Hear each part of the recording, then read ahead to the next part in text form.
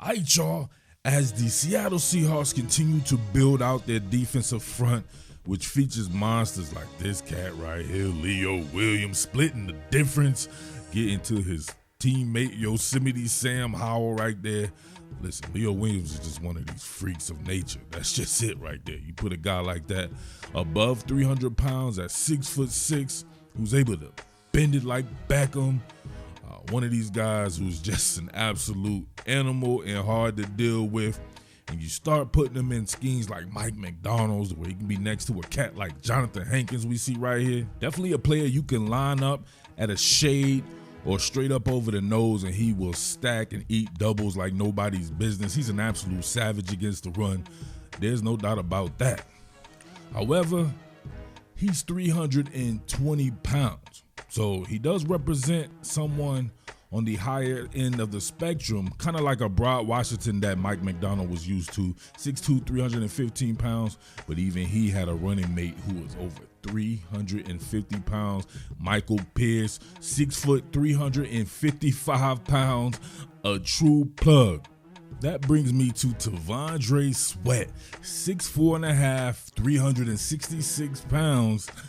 That would be a perfect anchor next to a guy like Hankins and somebody who could take over for him after next year with Hankins' age and, of course, signing a one-year deal.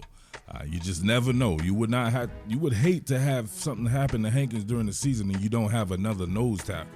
So one technique like this cat, man, yeah, I believe so. So, yeah, man, I wanted to compare him to Jordan Davis, right? Jordan Davis of the Philadelphia Eagles, because I wanted to talk about where do you draft cats like this at.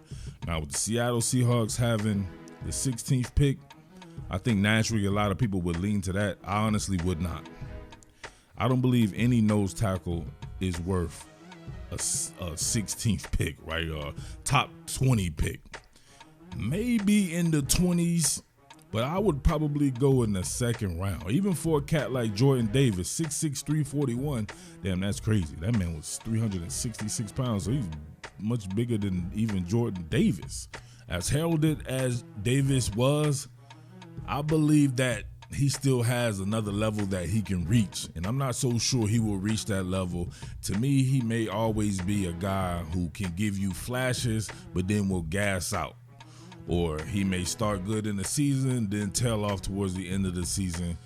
He's just moving a lot of pounds out there in a sport that has some phenomenal athletes to go against, to where just being bigger than everybody is not going to matter. So as far as T'Vondre Sweat goes, if you're able to get this guy in the second round by moving back, that would be ideal. Think about that.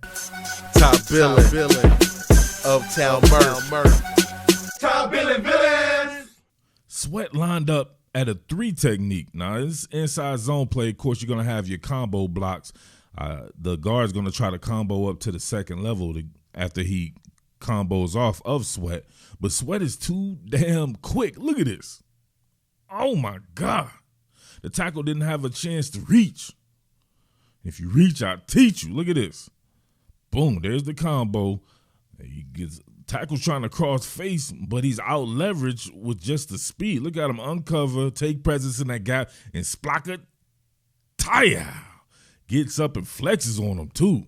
Get your man right there. That is some phenomenal quickness from a dude. 366 pounds. Look at this. Oh, my God. Think about that right there, your man. Anchoring your line like that. Oh, my God. Here he is at a 2-eye. Now, Texas does a lot of slanting. They will do a lot of gapping as well. So meaning he won't necessarily hold a point of attack. They'll use him to get upfield. But when he does hold a point of attack, he is one of these guys that you definitely want with help defense. Check this out. You see that there? Oh, my God. Standing that man up tall and talented. The stand your ground law on the guard here. Stand your ground law, and then look at this. You see him stand parallel to the line of scrimmage? He's just walking him, right? Just walking him wherever he wants to go. He has mind control over him. You see that? Mind control over, he's big enough to have presence in both A-gaps damn near. The running back has nowhere to go. He's taking and controlling his man and putting him in front of the running back. You see that? The running back just has to give it up, man. He just to give it up smooth. Goes down easier than a $2 hooker. You know why? Because of the help defense there is phenomenal. He does not make the play, but he makes this play, if you get what I'm saying. That's a selfless position. Doesn't necessarily get all the glamour and all that there, but, man, right there. Another example of that coming from that 2-eye. Watch him ride this out. You see that? Oh, Seth McLaughlin right there. Didn't have it. Bang. Meets that inertia. Now, he does not go anywhere. So, you hitting this right there, and they can blow you off the snap. Look, he doesn't move anywhere. And then they have to combo off. Look at this right here. Seth McLaughlin bending it like Beckham. And look who takes presence right there. Makes and forces the running back into traffic. And then you get that weak side help. That's exactly how you set it up. If you have a shade nose tackle type like that, just do your job. And the rest, it's as simple as that, man. Simple as that. One more time for the people in the back. Yeah, buddy. At a 3 technique, I don't like the results of this play, but I love the framework. Watch what he does to the center and the running back at the same time. Bang. Bang. Look at that. I believe he grabbed his face mask. They may have called a penalty on that there, but I saw what I needed to see from this rep. Immediately takes presence. Look at long arms of the law, right? Undertaking that man's throat. He's done, right? Goldfish swimming all through his eyes and everything just off the initial punch. Look at him get upfield with the arm that's free. Yeah, definitely. Well, maybe ends up grabbing the pass. Look like I would say, yeah, he definitely twists the face mask right there. But, hey, on any other play, it could have been just him grabbing a jersey. But you love the effort from a big dude like that, and he's going nowhere fast. Oh, strings it all the way out past the numbers. Where they line up at? Yeah, right off the hash a little bit. I love his parallel. They teach them really well at Texas on the defensive line there. Look at them guys move with the parallel, all of them, until it's time to really get vert. He starts to get vertical there. Oh, my God. Center couldn't do nothing about it either. Come on. This is special from a 366-pound man. Just the fact that they play him at 3 technique a lot says a lot as well about his athleticism. Look at this. Oh, my God. You see him chain the move together? That's him thinking it out. He slow played the center. Right? Got up on him, slow played him. Then watch him change elevations. Look at that. Oh, as much as somebody who's 6'4.5", 366 pounds getting changed, right? It was probably about an inch worth of change in elevation there, but it still was that. But look, bang, burped the baby, right? He had colic and gout and all that stuff like that. He cleared that all up. It was all good right there. Getting vert on the quarterback. Splaka Tayal fertilized him in the center of the field on the logo. That was a logo 3. Check it out. Bang, bang. You see that? He didn't immediately go into burping the baby. He centered him up, had him play with his hand. Oh, pause. Got to pause that, right? I was trying to go the whole joint without pausing, but we had to pause that one right there. Centered him up, had him work the hands on the inside, and then burped him right on the back. Right there. You know that sends shivers all through your spine and everything as well. So he was done. He ran into his homeboy as well, right? He had 3 Stooges in them and all that. What are we doing? With them gapping a lot, my man getting vertical upfield, you have to make life choices. Now, I want to say that maybe this was going to be a screen pass, but if you look at the way the blocking is set up and even the fact that they're running this mesh concept here with the receivers, I don't think it's actually a screen pass. So watch this. He splits the difference, and the running back has to make a life decision instead of pass protecting his quarterback. He was just like, you can have him, sir. Right? I likes him and I wants him.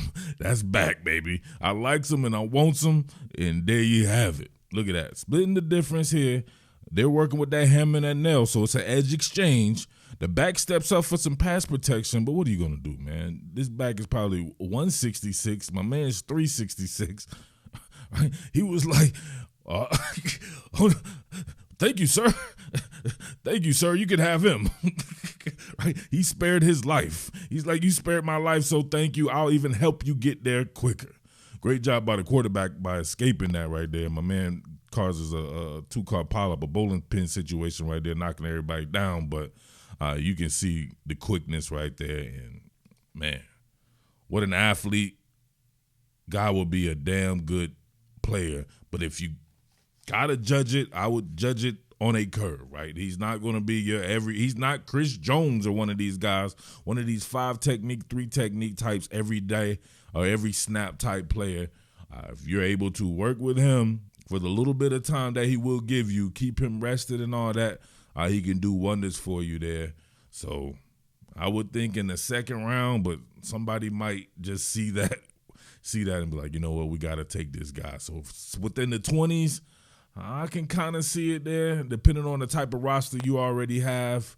A team like the Seattle Seahawks, for sure, if they were to have a second-round pick, should definitely go after a cat like this to add to the line that they're building right now with Leo Williams, Jaron Reed, Jonathan Hankins, Draymond Jones, a young boy like Mike Morris. I got to get back into Mike Morris joint there as well.